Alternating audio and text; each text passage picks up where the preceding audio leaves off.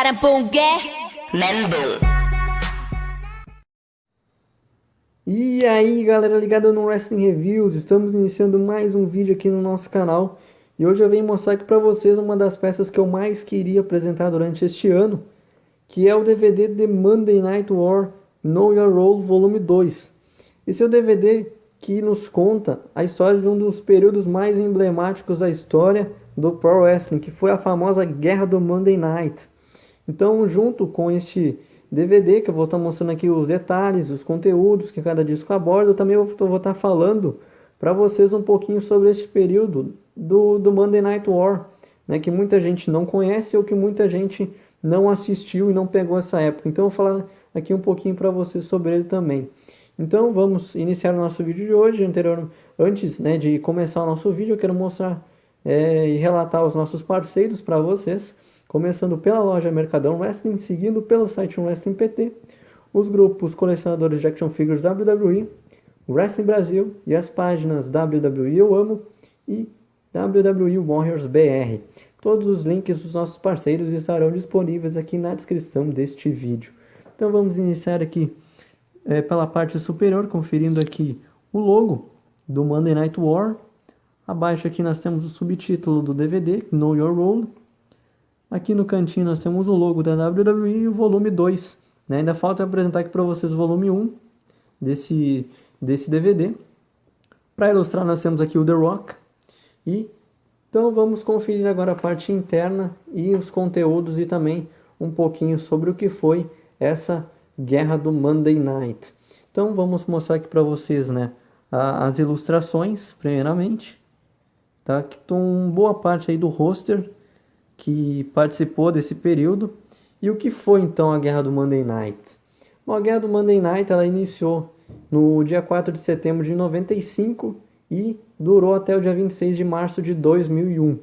Então, durante esse tempo, o Raw, né, que era da WWF, ele competia diretamente com o Monday Nitro, que era o show principal da WCW, para ver qual programa se saía melhor, né, nos termos de audiência.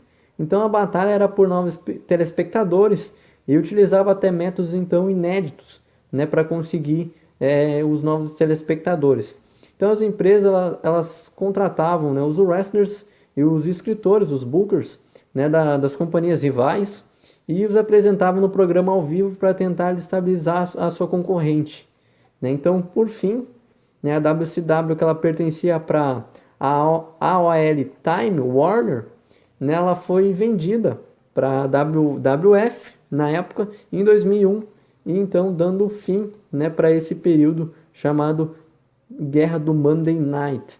Então agora vamos conferir aqui os conteúdos que, né, cada disco aborda e também eu vou estar falando um pouquinho sobre os grupos, né, que surgiram durante esse período, como o Kliq. Tá? Vou falar um pouquinho para vocês depois sobre ele, sobre o que foi o Kliq, né, e por quem ele era formado. Então vamos conferir aqui o conteúdo do disco 1, Chris Jericho ilustrando o disco. Nós temos aqui o episódio 1, tá? Cada disco ele é separado por episódio, né, dessa época. Então nós temos aqui o episódio 1, que ele nos conta o Monday Night Jericho. O episódio 2, The War Gets Extreme, ou seja, a guerra chega ao extremo. No episódio 3, já no disco 2, nós temos aqui The Rock, né, mesma ilustração da capa do DVD. Nós temos aqui The War Gets Electrified, ou seja, a guerra fica eletrificada, ou seja, aí então o negócio já está pegando fogo. Episódio 4, Divas Gone Wild. Vamos então para o disco número 3, chegando já no episódio 5, sobre esse período, The War Goes Mainstream, ou seja, a guerra continua dominante, tá? Então o negócio aqui ainda estava no auge, né, da Guerra do Monday Night. O episódio 6, nós temos aqui Building an Army, né, que significaria construir um exército, né, mais, né, no nosso português. E o episódio 7 é o Kliq. Bom, agora chegou a hora de eu falar para vocês sobre quem foi o Kliq. O Kliq foi um grupo, na época, formado pelo Shawn Michaels, pelo Kevin Nash, pelo Scott Hall, o Sean Waltman e o Triple H. Na época, eles eram acusados de ter o controle sobre o booking da WWF.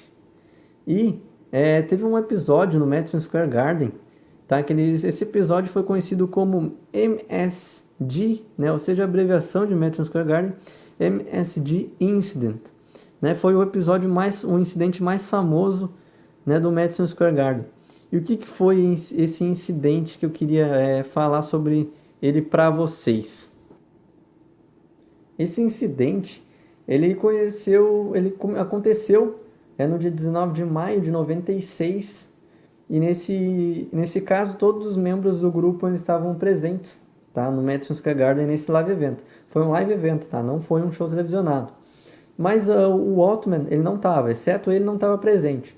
Então, na época do incidente, o Scott Hall e o Kevin Nash, eles estavam de saída da WWF para competir na WCW. Ou seja, eles estavam, né, estavam de transferência da WWF para a WCW. O Shawn Michaels e o Triple H, né, na época ainda como Helmsley, né, o ring name dele, eles estavam em lutas individuais com o Scott Hall e o Kevin Nash.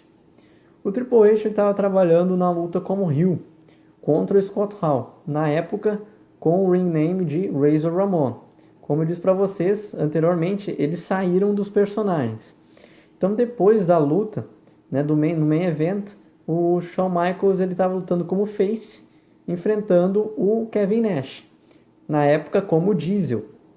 Então, imediatamente após o final da luta, o Scott Hall abraçou o Michaels. Então, no primeiro momento, a atitude foi considerada como normal, né? Como os dois eram face nas storylines, foi considerada como um ato normal.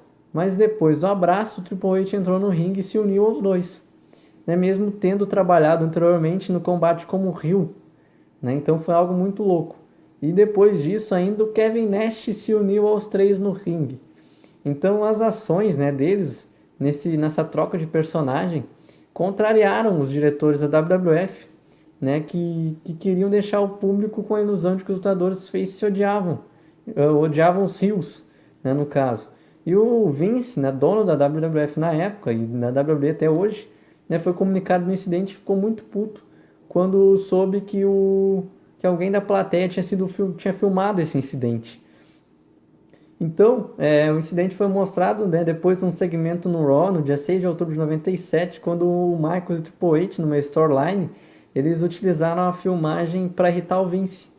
E como o Michaels, né, o Shawn Michaels, ele era o campeão da WWF, e depois ele era considerado assim, um dos tops da empresa, né, ele não foi punido. E como o Scott Hall e o Kevin Nash foram para a WCW, né, eles já estavam de saída, eles também escaparam da punição.